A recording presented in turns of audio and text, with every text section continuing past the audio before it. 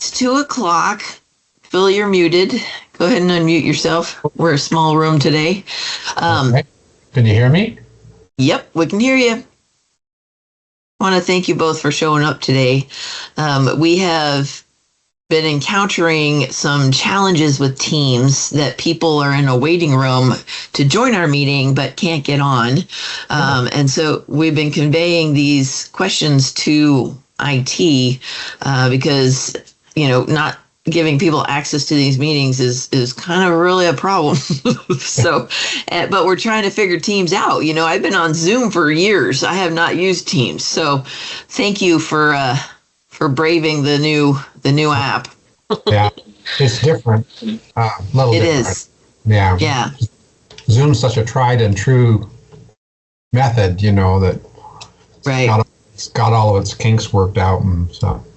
Yes, and I think they know it and are much more expensive, and that's why the county is moving to Teams in November. So it's really kind of a bummer. Hey, Bill. There's Bill. Hi, Thanks Bill. for joining us today. So we've got three of you, three LAPAC members. That's awesome. In the meetings that we have had so far this week, the LAPAC meetings, we have been meaning to start working on the agenda, but the first item on the agenda is to review and talk about the second survey results. And I think that the quick turnaround with having, the results just sent out last Friday and starting to talk about them today has just been a little too quick for most of the groups. So hi, Chair Cornwell, welcome, thank you. So we've ended up rescheduling pretty much all of those other LAPACs. But so I was wondering if y'all are ready to talk about the second survey results. It's been very interesting for me as I go from LAPAC to LAPAC on the survey results because a number of things seem to be very similar, and then a number of things are unique to the different communities, which has been very interesting. Hey, Roberta. This is awesome. Okay, good. I think maybe we conquered that accessibility issue, Ruby, with the waiting room. This is really good. If this group is ready to talk about second survey results, I would really love to hear your input about what the community gave us as far as their survey responses. It looks like we had about 39 total for Middletown. And again, we did wait so that we could make sure we got people from the fair who stopped by our booth at the fair to sort of have some time to give us that input because those surveys were pretty meaty. I can start, and if anybody else wanted to jump in. The results as far as demographics are very similar to all the other second surveys, primarily older residents. I did like that we got some 50 to 65 in addition to the older than 65 in Middletown, gave us a little wider diversity, but also primarily white. So, which is consistent with everybody, all the other second surveys too, which just goes to reinforce the importance as we're going forward of reaching out. We have a Spanish stakeholder meeting next week, and also we are working on getting to spend some time with the tribes so that each sovereign nation can have input as well. Mm-hmm. And so as I continue to see similar demographics, to me, it actually says more of who's comfortable taking a survey, rather than a broad access to the community. So we will continue our efforts on that part. I have appreciated the interest in mixed use development. That was the question number 5 in Middletown survey. And every LAPAC so far, the public has said that they are interested in seeing more mixed use opportunities. So mixed use means that we would have residential uses kind of mixed in with the commercial uses. Roberta, something's going on with your microphone. I'm going to mute you, but you'll be able to unmute yourself. Okay. Whoop. How's that? Get off that. Okay. So the benefit of looking at mixed use opportunities, which is going to be a topic for LAPAC discussion, is that it will give us additional residential options that will help us satisfy our housing requirement needs that'll be set by the state. I don't know if you've ever heard of RENA numbers, but every 6 years, the state decides how many units of housing we have to be able to develop. And then they divvy it up by county, which further divvies it up by cities and states, or right, cities and counties. And so we're expecting what we call the RENA numbers probably next year. That will give us a number of how many housing units we have to be able to accommodate through our zoning district and our general plan land use designations. And so by offering the opportunities for mixed use, it's actually opening up a lot of our local and community commercial areas, like our Main Street areas or off Main Street.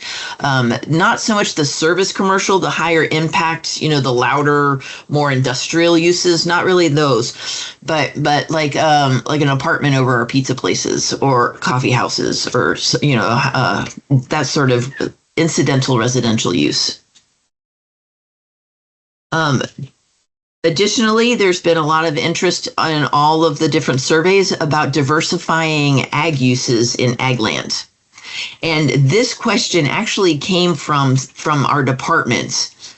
Because I have been getting calls over the last couple of years, or the department has been getting calls from people with wineries who the state has now loosened their requirements to allow for microbreweries in the same location.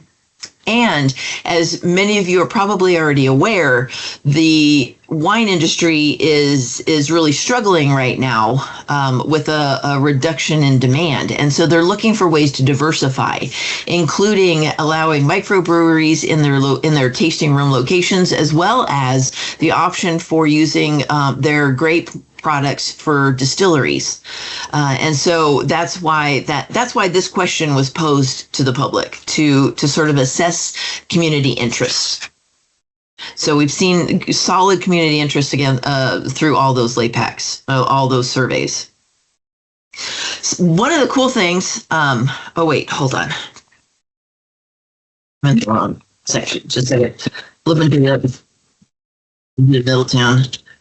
Because Middletown talked a lot about food trucks, which I thought was really cool, but I didn't see that here. Did anybody have, I don't want to take over your conversation. Are there any things that anyone noticed as you were going through those second surveys that you'd like to draw attention to that might either need additional discussion or was surprising?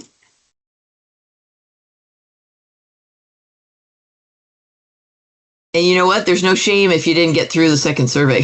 Just let me know, because that's been the consistent response from all of the LAPACs that I've had so far this week.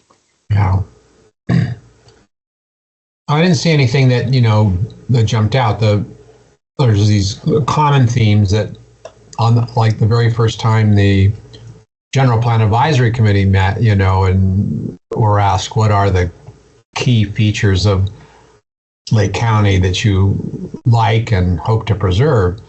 Those themes appear, continue to appear in pretty much all of the meetings and whatnot. Appreciation for the natural beauty, appreciation for the people who live here. I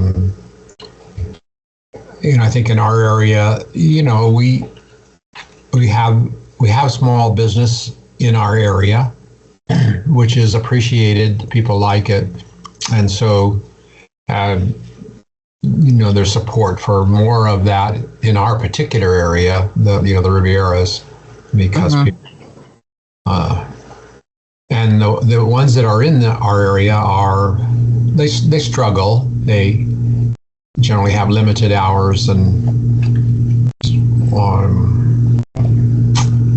but if we can make it easy for those areas that currently have small businesses in their area, there's certainly enough empty land that makes it easier for a small business to locate and give us a try. That's, I think, a theme that shows up pretty consistently. Yes. Yeah. The other thing Yeah, is, that did show again through all the other LAPACs as well, is encouraging local businesses as well as local gathering places and facilities. facilities, right?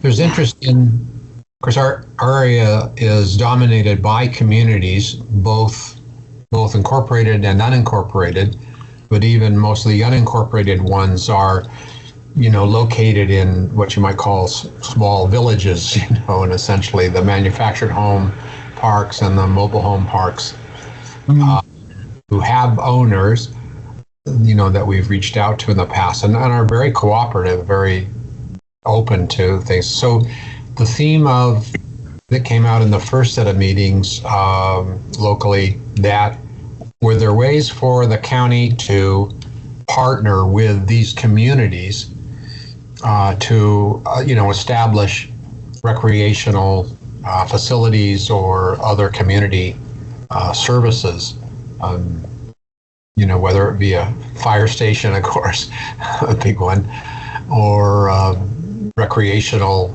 areas for kids and playgrounds, things like that. So. And in the local area plan, that's going to show up as a goal or a priority. Rather than having it all figured out, that will be something that will be listed as a priority for these communities, so that in the future, when we have opportunities, we can substantiate the community's vision that coincides with a grant application for moving forward. Michelle, you had your hand up. Feel free to just unmute yourself.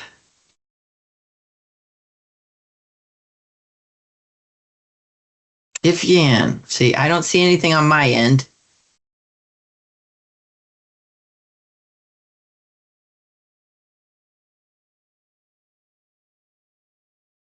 We have you unmuted.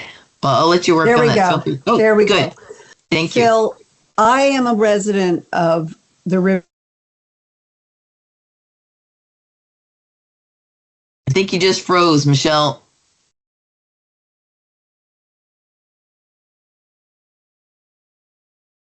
You might want to, if you can hear us, you might want to try taking off your video. Sometimes that helps. You're Hello? back. Hey there. So Phil, when you were discussing small businesses, were you being specific about small businesses in the Riviera West area, or in the Kelseyville area, or in the whole county? Bill, you're muted. And then we'll go to Chair Cromwell. Yeah, today's meeting is about the Rivieras, right? Yes. Yeah, so I think to the Rivieras. Good. So that's the context that we have right now. Michelle, you froze again. Chair Cromwell, you had your hand raised. Yeah, thank you. To answer your question, the initial question about the survey, I think it's a really good representation if you're over 50 years old, Caucasian in the community. So I really think this really works for that one. I think about the other ones, the middle class or raising a family, or I think those need to come up also. But I think this is really great representation of our first two, or at least this second survey of that demographic really well. I think it's really a lot of information that we can work on, and but we do know that we have also those who are don't stop for surveys or too busy. Even if we're standing in front of the store, they're trying to get from home to a game. Totally. So I just think there's just more demographics to get. But initially, I think this is a really good gap. Yeah, and you make a good point. Today I sent out another doodle poll to everybody, or Ruby did, or I did, somebody did. And that is all the remaining open spaces that I've got on my calendar for the rest of through the middle of November. I added evening spots as well, because the first time I sent out evening spots, it was just limited to that all LAPAC in-person meeting. But I do think that we're going to need at least another one in-person LAPAC meeting, maybe in the evening hours, which will help us hopefully, to reach that that family demographic that we didn't get much of in our surveys.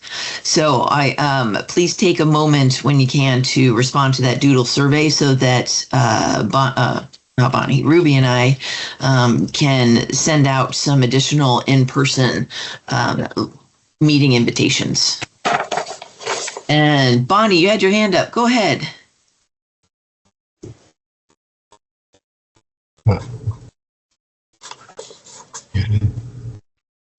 Can you guys hear me? Yes. Yes. Okay, good. I had to pick up my son today, so I wasn't in my office. Being that I'm going to turn 40 this year, and I have kids, and my reality is Rivieras with children. I'm curious, and I think you just mentioned that in the survey, it feels like we weren't very much represented, correct? That most of the takers were not. Most of the demographic in this was 15 demographic. and older. Yeah. Yeah. Okay. And just because my kids have gone to school in the Rivieras and Kelseyville, but they start in the Rivieras. I know how many families there are that have kids. And so I was just thinking about it. Would they know where to go for these surveys? And maybe that's something to look at in the sense of like I do, because my job and like committees I'm on, like I'm kind of, you know what I mean? That's how I heard about these opportunities. I don't think a lot of those parents know about it or know about these surveys. And it might be worth it to maybe find a way to put this out, maybe work with the schools or something. Okay. And see what we can get from these parents so they know about it. That's just my suggestion, just because. Yeah, it's a good idea. So we're out of survey time. We've sort of ended that, but we do have, I would like to get an in-person meeting out in the area. So maybe working through the school district to send a message that way might help, in addition to the normal press release outlets and media outlets that we usually use. Bonnie, Ruby, make note of that, would you please? Yeah, and being like that, my kids go to Riviera Elementary, which is the smaller, elementary than, let's say, Kelseyville. We always kind of felt, because I did PTO for a couple of years and always kind of felt like we were on the outskirts. Like, when you compare it to Kelseyville Elementary? Yeah. In the sense of like people donating their time, donating to like PTO events. It didn't seem to really happen for us the way it does. You can look at the budget in Kelseyville schools and it's insane what they get from their PTO, whereas ours was very small and minimal. So if you wanted to reach that demographic, I say they are there. It's just a lot of the times they feel forgotten. And we'll see what we can do. Yeah. Okay. Awesome. Thank you. Let's see. Does anybody else have anything they noticed from the second surveys? I was just scrolling through. I thought I noticed just some sort of reluctance to support building out the shopping centers area around Rivieras. I just was looking back to see if that was, in fact, accurate, but I just was surprised. Small by businesses are around question 2021. Yeah. Let me review. I'll zip down looking through it. I really liked the write-in comments that people took time to do. That was helpful. Because across the different LAPAC surveys, there has been consistent support for local businesses to sort of encourage and support expansion of entrepreneurial opportunities and small local businesses. But this one was interesting. The written comments for Rivieras was interesting just because I remember the conflict that happened when Dollar General wanted to go in. And so people were still saying, we don't want the big box stores, or we want to sort of limit or pick and choose, maybe the smaller ones, but not the other ones. And so it was good to know that sentiment is still reflective of the community's vision right now. We'll make sure we take that into account as we're going forward with our land use designation chats. Yeah. Yep. Good. Thanks, Bill. What else? Bonnie, your hand is still up. I don't know if you had something else. I just wanted to add on to that. Since we brought up the small businesses, as like, once again, a parent in here, our options, like you get home from work, you have your kids, there's not a lot of places to go if you didn't feel like making a meal, mostly, but we have 3 places to eat.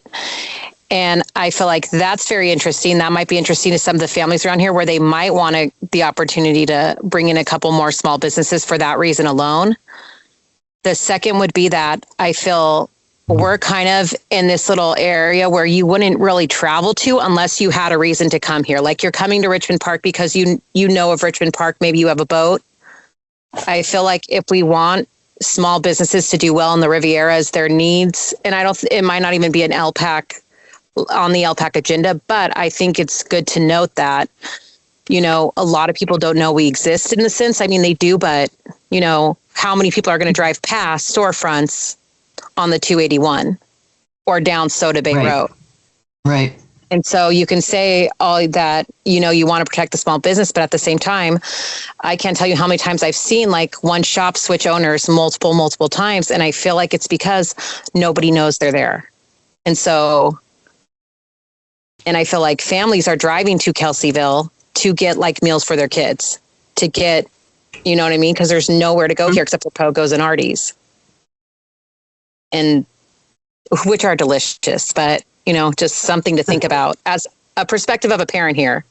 Yeah, so it sounds like we've got 2 things that you're talking about. One is the small number of options that we should encourage to expand, and then secondly, sort of like a signage or a guidance, or it's like a gateway, some kind of indication to draw people to the small businesses. Does that sound accurate? Correct.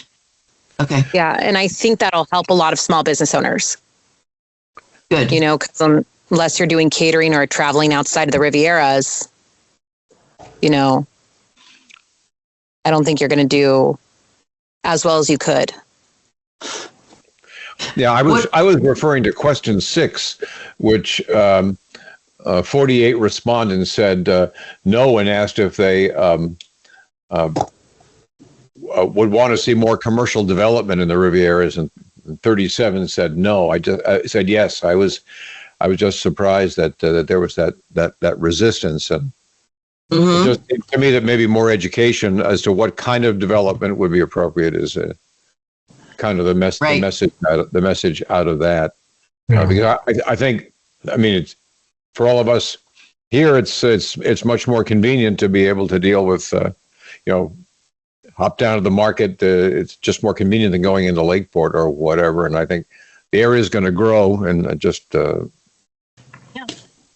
people it's just need to consistent with just need to know what possibilities there are and begin to build a consensus around that. Yeah, but in some people's mind, commercial development can mean, from a lumber mill to big box things and so forth. It is pretty vague. Yeah, one thing I did like was that one got a lot of written in comments about the type of commercial they wanted to see. Right. So yeah, I think you're right. The no's may have been kind of hesitant because they weren't sure what type of commercial we were talking about, but it was pretty well listed, the kind of commercial support or support for commercial development that is wanted in that area. Yeah, that was good stuff. Yeah. It just made me think that we have a bit of an education job. Yep. Good. What else? How about wildfire? I know, right? It's nothing new to Riviera's area. Phil, you are muted, and I bet what you just said was super helpful. I said sort of a DUH. Yeah. Yeah. I'm just thinking of Soda Bay Road and what that needs to be like in the future, and what improvements are possible. I think just from our perspective at the Fire Safe Council anyway is just something that's on our minds, and trying to look through the survey to see if anything's kind of speaks to that. Well, one of the things that stands out to me is that we had told people just answer the stuff that you're interested in, skip the rest of it. And so we had like about a 50% completion rate on the surveys. But out of all like 69 or however many, everybody went straight to this one and made sure they answered this one. So you know that this is on the mind of the community as a major concern. But out of the survey choices, not the write-in answers, the responses were very consistent across all the LAPACs. One is to manage, to make sure we're enforcing the codes and holding property owners responsible, but also to come alongside and develop the capacity to help our elderly and our low-income property owners do that management and vegetation. So those things were really good. One thing I liked in here that I don't recall seeing in a lot of the other ones was the partnering with the local tribal representatives. I think that as time goes on, this is something that I know as a member of the county jurisdiction, I'd really love to see continue to increase. The work that Tara has been doing with clerk and just in the Riviera and around the county has just been awesome. And as we, if you go back to the ag diversification question early on, they want us, the follow-up question was, well, what kind of ag diversification are you interested in? And every single second survey, every single LAPAC has said, we want to see youth education and more like environmental education and youth ag. And so Tara is organizing, they're not like a countywide talk to everybody, you know, that expansive of a project, but they're completely working on this in a site that they want to develop for education to our youth on how to properly restore and maintain the environment in a healthy manner. And so I kind of see, and this is just me, but I kind of see like a future sort of synthesis between these priorities. We would be reaching out to our youth to teach them about agriculture and healthy environmental management practices while we're also maintaining, ongoing maintaining efforts. But in the future, the youth that then grow into our property owners are already going to be very well trained. So to me, it just seems like a really good opportunity for holistic, healthy growth as far as how we maintain our properties in the future. So jumping off my soapbox, what else do you guys think? Go ahead, Chair Cromwell. Just wanted to share, we are meeting with Clear Lake High School and their future, they have a classroom as for future employment type of ideas. And so we do have an outreach for Tara. I say we because Robinson hosts them. They are their own entity, but cool. Robinson hosts them, and we've been hosting them. And we have another training next week about soil erosion, and things like that. So we have this trainings going all the time, but I agree that we are working towards outreach in the classroom. So we are setting one up for Clear Lake High School coming up, and that will kind of start just that wish that you just mentioned, because that is our goal, to have community members educated about these options, and maybe it makes them want to be a part of it, and we can grow and expand and continue to help our community. We are working. That's great. So how this sort of interest would be reflected in a local area plan would be cited as encouraging ongoing partnerships or develop additional partnerships with either tribal representatives or other community organizations to help with property hazardous vegetation maintenance. That's the kind of statement of the community's goals and priorities that will help going forward for us to prove that we have local support for grant applications for programs. All right, what else? What else does somebody think stood out to them? We lose Roberta? Oh no, there she is. Okay, good.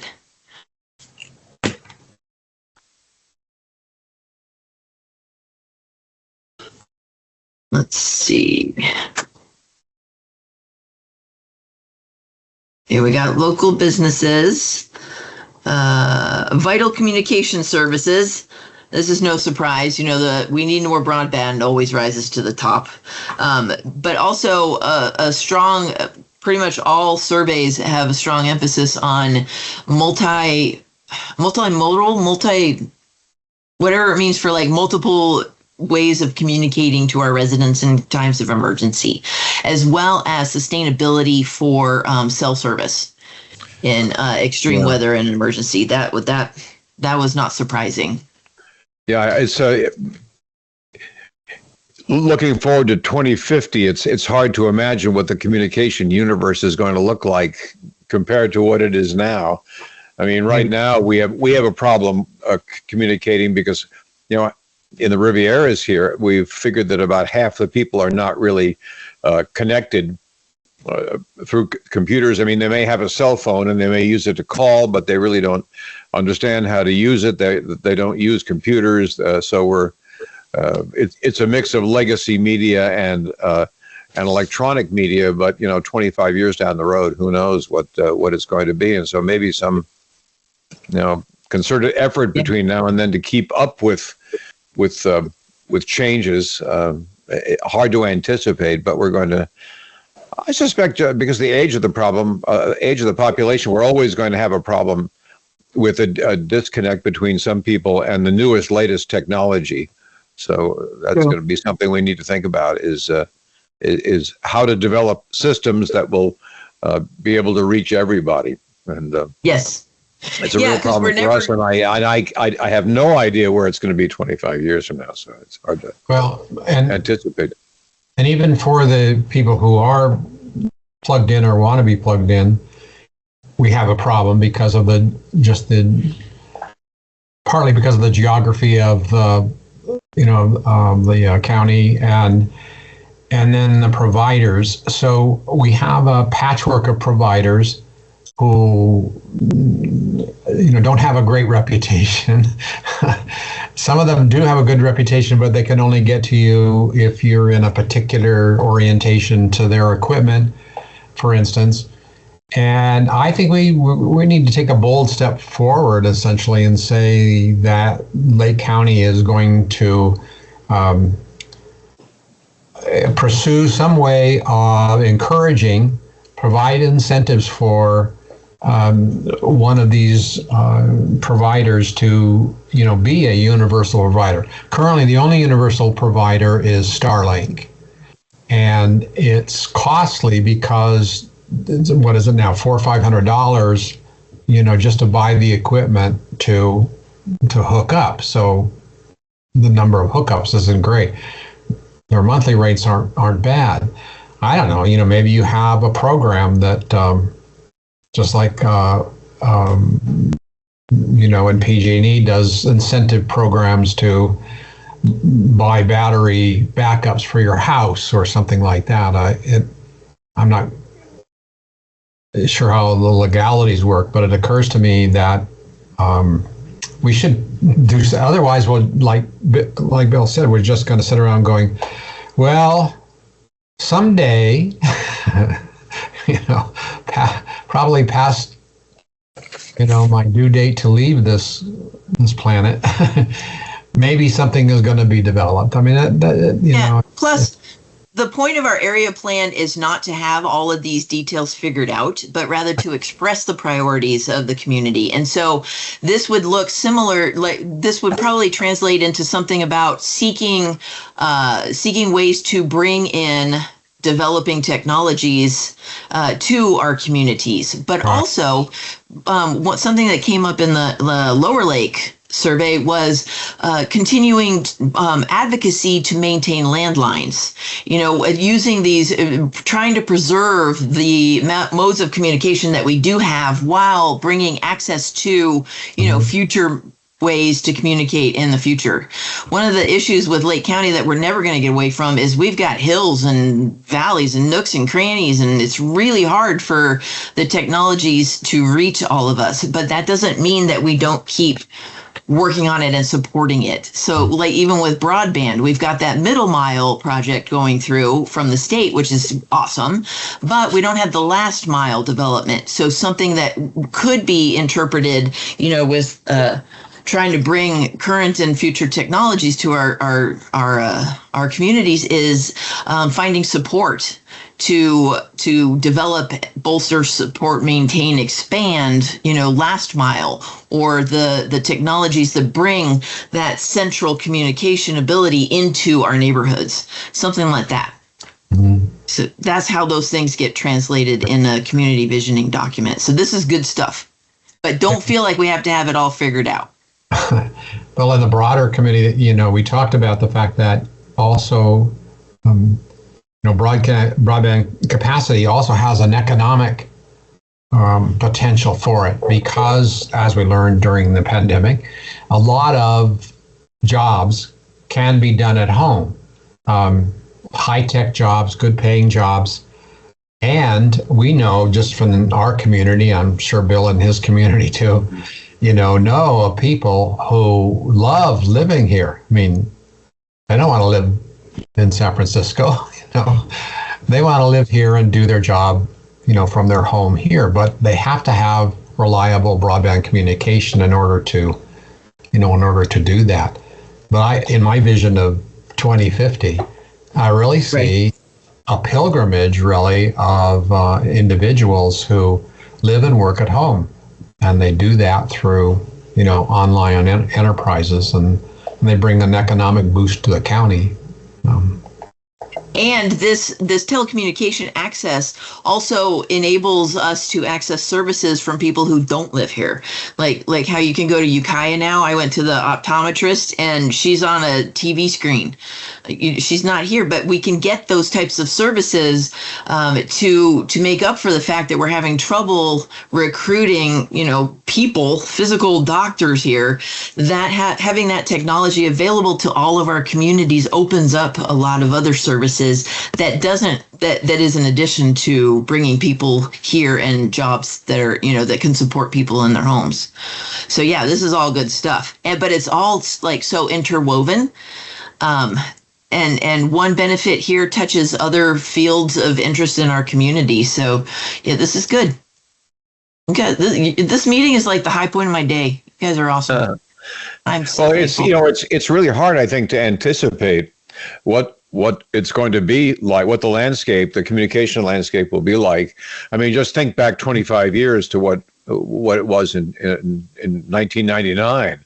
It was, when we sold the radio stations, in order to transmit a couple of 1-minute commercials between here and Eureka, was something you had to do overnight. And now, so I would expect that we're going to see a revolution. Yes, so let's stay nimble. Things will be as different in 25 years as they are now, and we just have to figure out, try to anticipate as best we can what that will be, and attempt to develop some kind of a process or thought process that will help us to.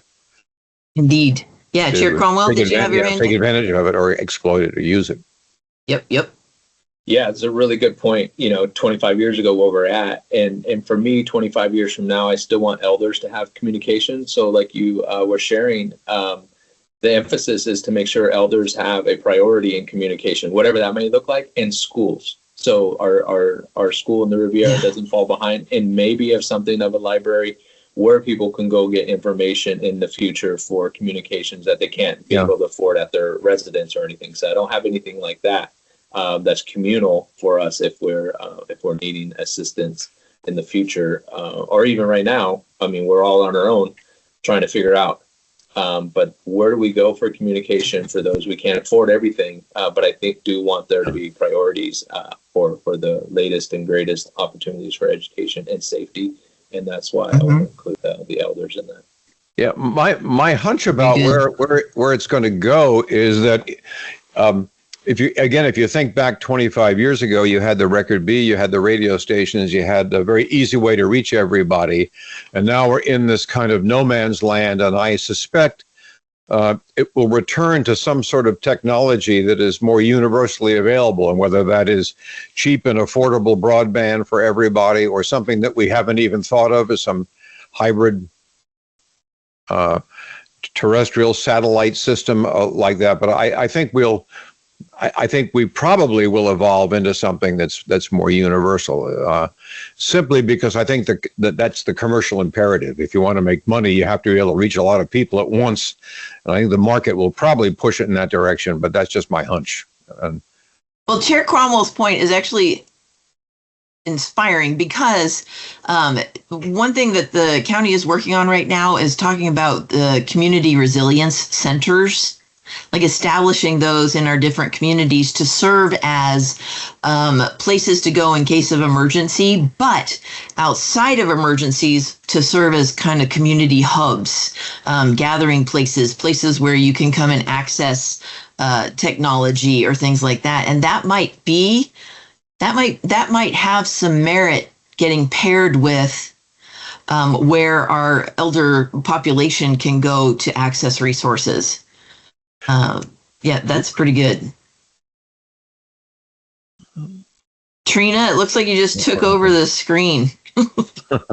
Did you have something to say?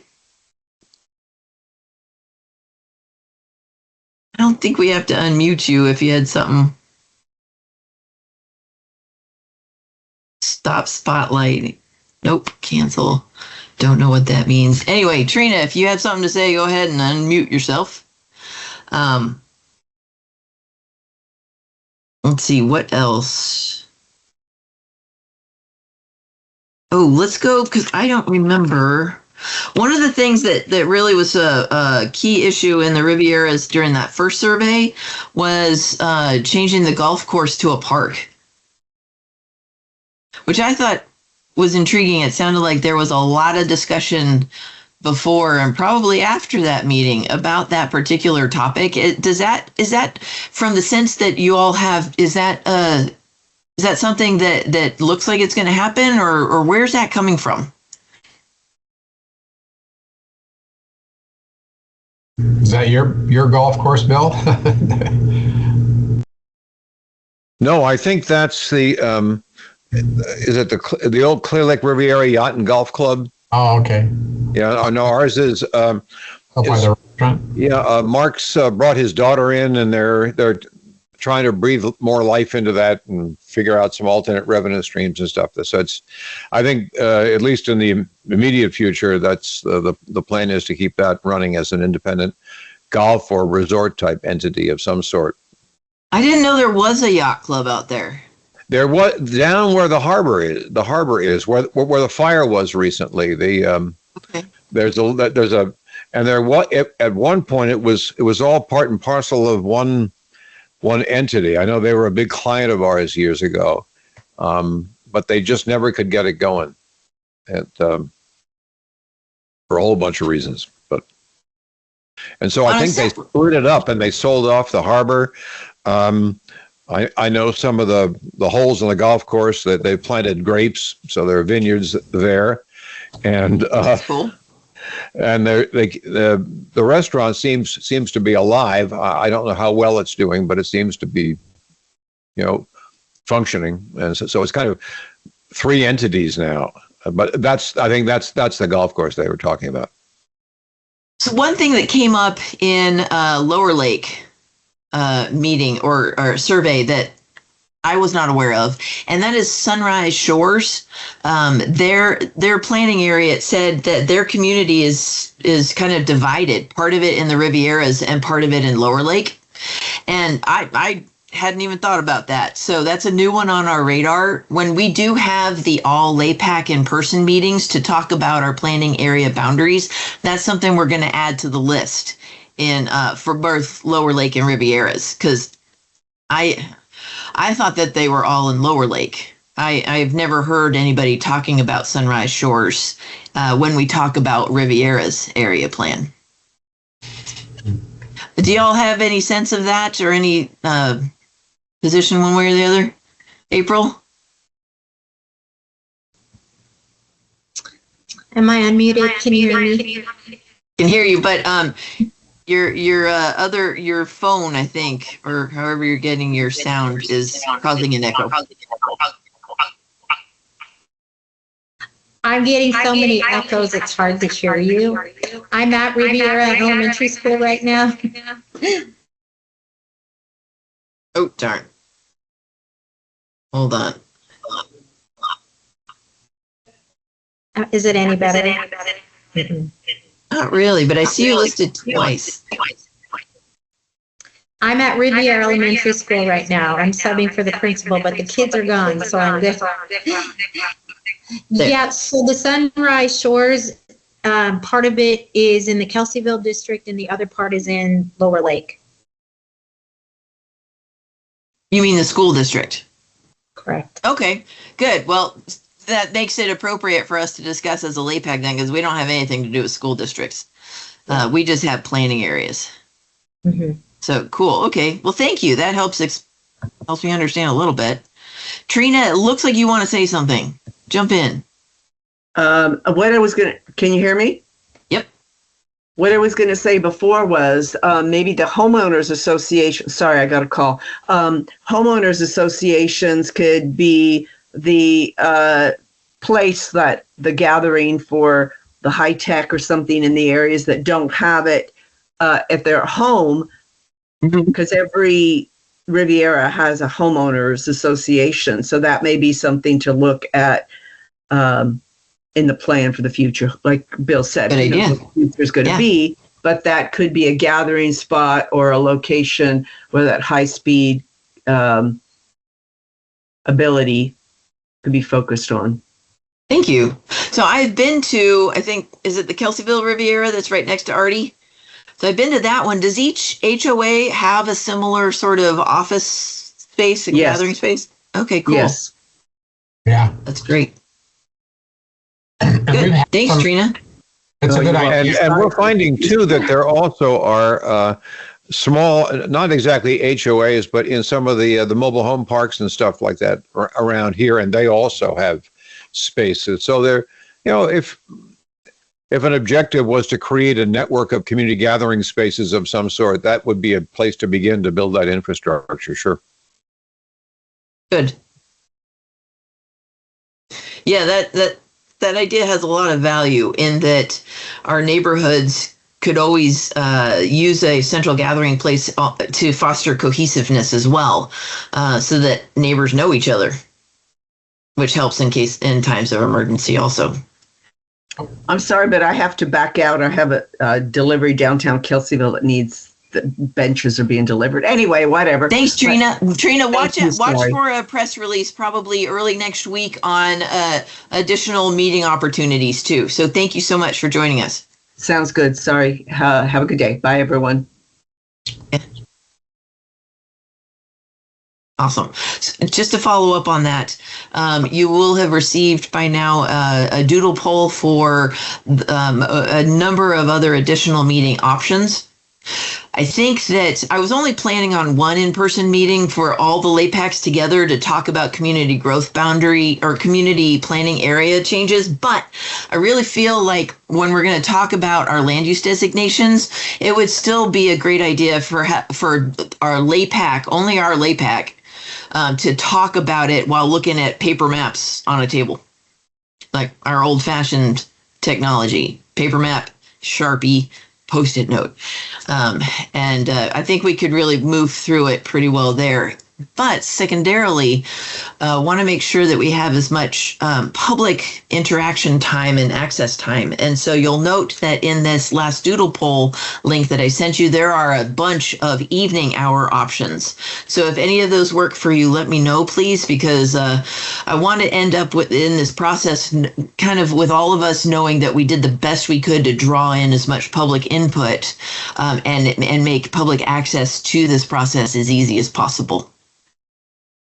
And it's just for the next 3 to 4 weeks. We only have until the middle of November to do the crux of our work and to get the recommendations to the core team so that we can then start drafting these local area plans in time to get them out for review probably in January. So if I'm talking fast, it's because we have a lot to do. And I feel definite time urgency. All right. Is there anything else from the survey that jumps out at you that you want to make sure that we cover? If not, then I have the next question.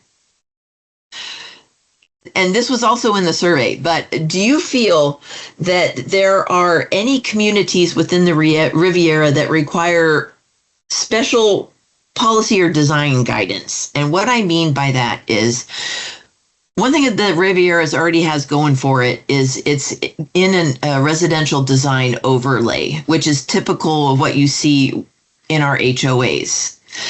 You have a larger minimum house size, a steeper roof pitch, longer eaves, design items that sort of that are supported by the communities or have been in the past.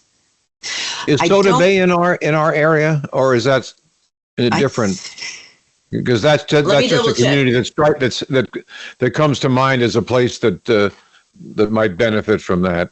I don't think they have the same residential design overlay, and I'm not asking if you want a residential design overlay over Soda Bay. Actually, Ruby, can you take a look at the GIS system and overlay the planning areas and look at Soda Bay, which is just slightly west to like the Riviera areas? Or just pull up the GIS and put the planning area map, and you can share the screen in a minute. This question deals more with, like if you picture Middletown's commercial design guidelines, they do that in order to preserve sort of their Western rural small town feel.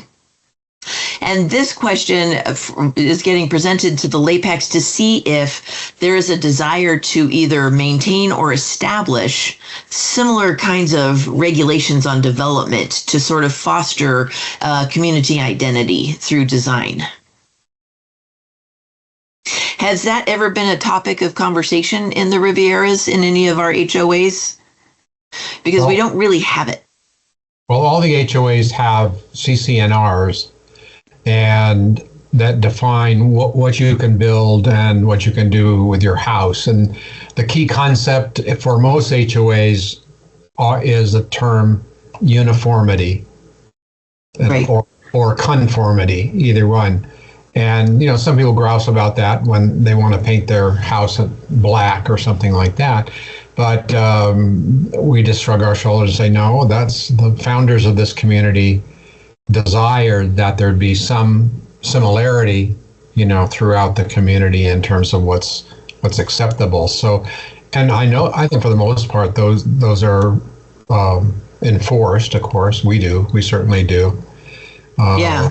Fairly rigorous. That is sort of the private design guidelines and requirements. Right. The government, or more where general plans or area plans would step in, would be in the public areas or the commercial areas.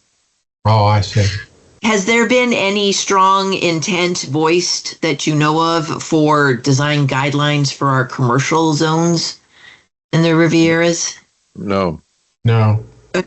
And, I mean, we have kind of a I don't mean to pull it out of you if there isn't. I'm not going to make it up, but just whatever the community feel is. Well, you know, we've got a hodgepodge. We've got everything from Little Soda Bay Market, you know, if you think about its architecture. And then we've got the grocery store. You know, we've got the Riviera Heights restaurant. I mean, mostly they have no design. I mean, they're utility built buildings, you know.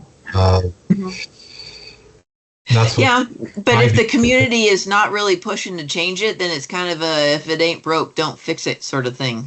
You know, we just won't pick it up as a priority. But I do think as you get down the road, again, looking out 25 years, that there's going to be growth. And I think, you know, Soda Bay is probably ripe for growth. A bunch of the properties there, for example, are up for sale. So, and I just can't believe that the mobile home park that's there that has an antiquated septic system is going to survive 25 years. And so I think that area is ripe for some kind of major change within 25 years, and we should begin to anticipate that. And I think also, you know, up at the Rivieras, that area is going to grow, and so that those two areas are what catch my attention. In Buckingham, we do have a handful of commercial lots down by our Buckingham clubhouse. Some of them are in the HOA and some of them are not. And so, again, some sort of guidance would be helpful there, I think. Okay.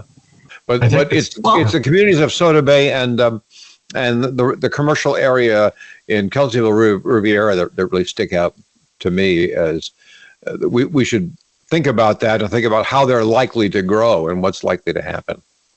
It's a great idea.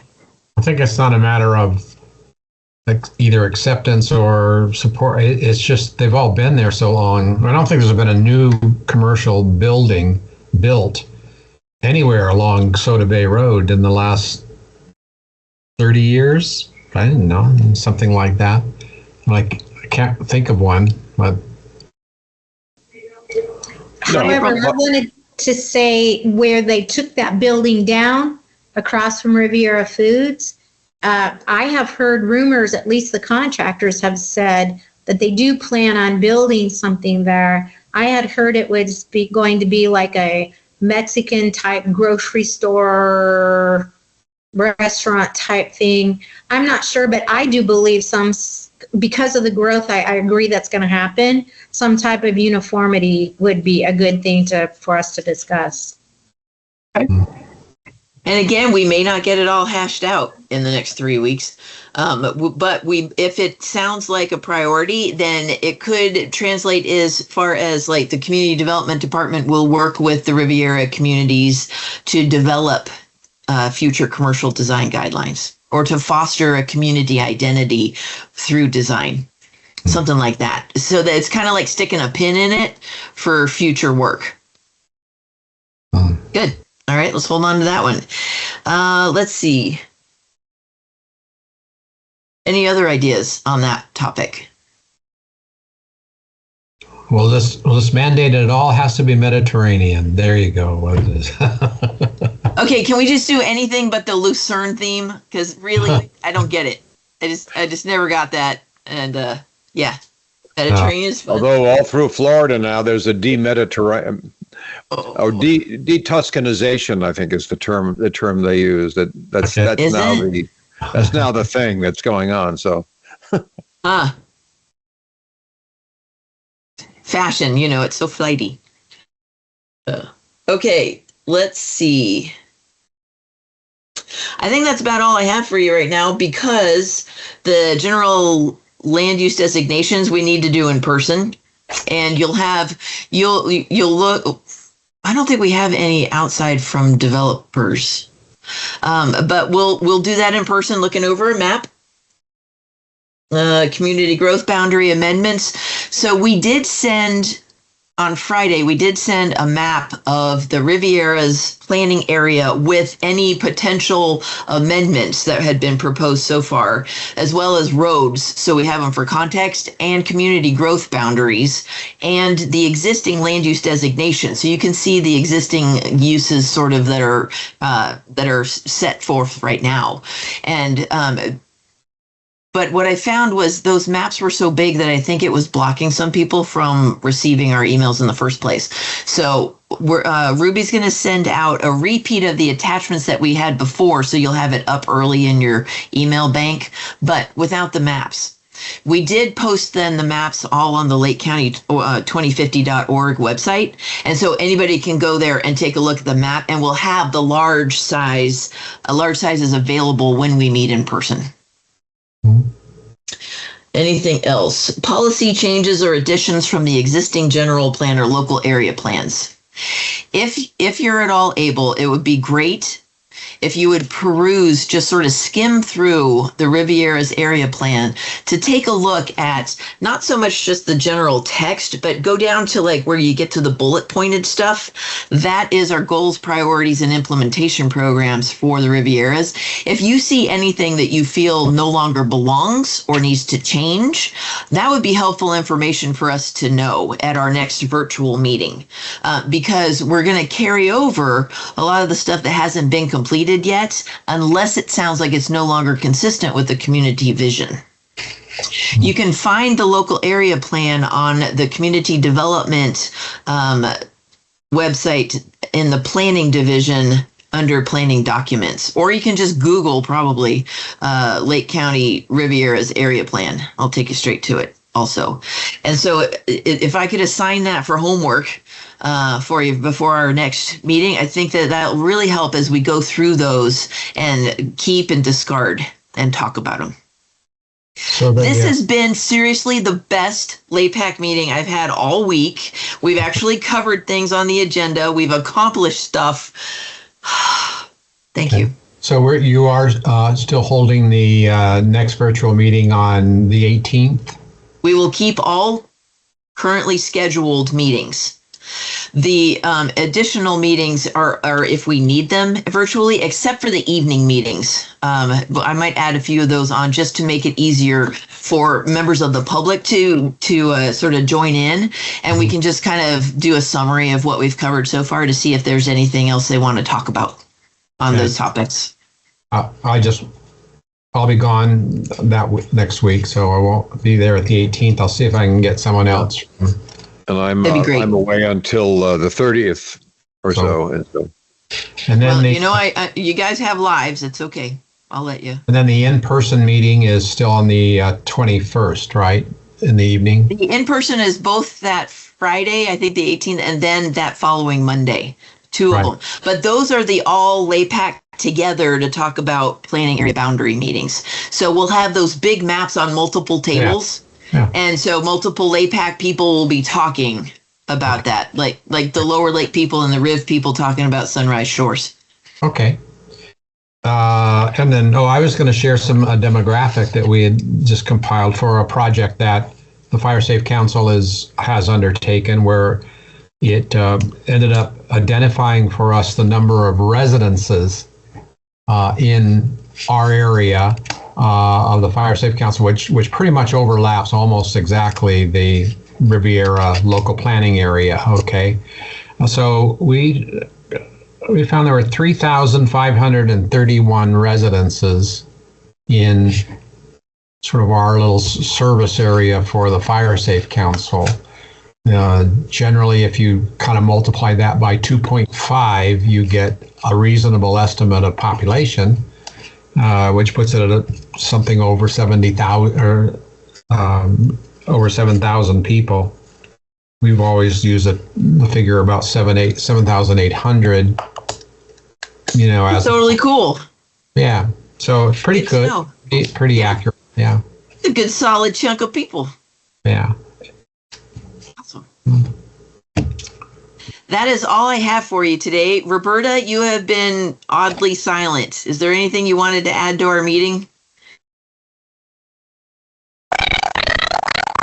Oh, maybe. Oh, never mind. Okay, that's why. Something happened with you. Oh dear, something happened with your microphone. That sounds painful. All right, so thank you so much, everybody, for joining. Please participate in that doodle poll. Take a look at the local area plan as it exists now to see what we want to keep and what we want to throw out. And I will see you next time. Thank you, and have a great weekend. Bye-bye.